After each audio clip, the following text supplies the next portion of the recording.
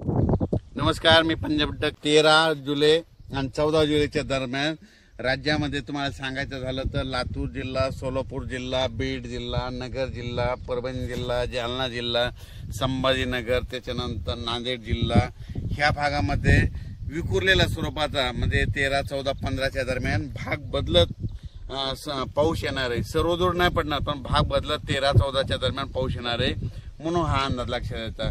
सांगायचं झालं तर राज्यात म्हणजे पूर्व विदर्भामध्ये नागपूर, वर्धा, भंडारा या गोंदिया या पट्ट्यामध्ये आणखीन 2-3 दिवस तिकडल्या भागात पाऊस राहील. पण राज्यात मात्र सर्वदूरचा सध्या तरी पाऊस नाही. पण राज्यात मग तुम्हाला एक सांगू इच्छितो की राज्यामध्ये सध्या तरी विखुरलेल्या स्वरूपाचा भाग बदल जिथं पडला तिथं अर्ध्या तासाचा, 1 तासाचा, 20 मिनिटाचा, 10 मिनिटाचा असा पाऊस पडणार आहे म्हणून हा अंदाज लक्षात येतो. मग राज्यात मोठा पाऊस कधी येणार आहे तर माझी सगळ्याला विनंती आहे, तुम्ही काय करा, आणखीन 4-5 दिवस आहेत, शेतीचे कामे करून घ्या, फवारण्या करायच्या तर करू शकता, खुरपण करू शकता. कारण की राज्यामध्ये 17-18च्या नंतर काय होणार आहे, तामिळनाडू, आंध्र प्रदेश आणि कर्नाटक या भागामध्ये आतापर्यंत 1-1.5 महिना झाला पाऊस नाही. मग आता तिकडे पाऊस सक्रिय होणार आहे. म्हणजे ते 17-18 तारखेपासून तिकडे सक्रिय झाल्याच्या नंतर तो पाऊस मध्ये 18, 19, 20च्या दरम्यान मग परत कोणत्या भागात पडणार आहे की ज्या भागामध्ये पाऊस नाही पडला.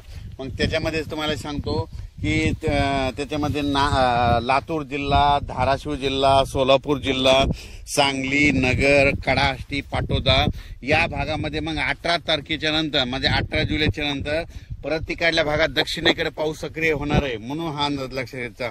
म्हणजे सांगायचं झालं तर तुम्हाला सांगू इच्छितो, राज्यात मात्र पुन्हा परत 20 तारखेच्या नंतर आणखीन पाऊस वाढतच जाणार आहे. पण 18च्या नंतर काय होणार आहे की जे पट्टा आहे म्हणजे कोणता जे पावसापासून वंचित झालेला आहे, लातूर जिल्हा, बीड जिल्हा, सोलापूर जिल्हा, नगर जिल्ह्याचा काही भाग म्हणजे हे भाग आणि सांगली जतचा काही भाग, पंढरपूर या भागामध्ये तुम्हाला सांगू इच्छितो तुमच्यासाठी खरंच आनंदाची बातमी, 18 जुलैच्या नंतर तुमच्या इकडे पाऊस चांगला सक्रिय होणार आहे.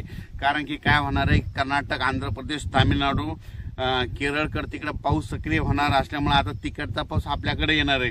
त्याच्यामुळे राज्यात 18च्या नंतर आपल्या इकडं दक्षिण भागात महाराष्ट्राच्या दक्षिण महाराष्ट्राकडे पाऊस सुरुवात होईल. 18च्या नंतर तिकडे सुरू होईल.